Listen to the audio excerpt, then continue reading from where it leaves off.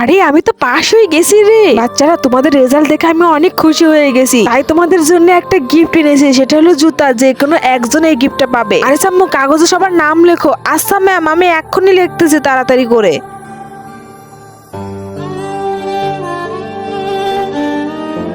আরে ম্যাম, আমার লেখা হয়ে গেছে। আরে সাম্মু, কাগজগুলো এখানটা ফেলো তাড়াতাড়ি। এই কাগজে যার নাম উঠবে সেই পাবে আজকে জুতা। আরে আমি তো জুতা পাবো, কে যে এই জুতা পাবে আল্লাহই জানে। আরে এটা তো খাদিজার নাম। কি, আমি পেয়ে গেছি জুতা। আরে খাদিজা পেয়েছে জুতা, কিছু তো একটা গড়বড় আছে। আরে এই নাও বেটা। আরে ম্যাডাম দাঁড়ান। বন্ধুরা, অন্যদের মতো আমি কসম দেব না। এই আল্লাহ লেখাটা যদি ভালো লেগে থাকে তাহলে ভিডিওটিকে লাইক এবং চ্যানেলটি সাবস্ক্রাইব করে দিও এবং কমেন্টে লিখে যাও আই লাভ ইউ আল্লাহ।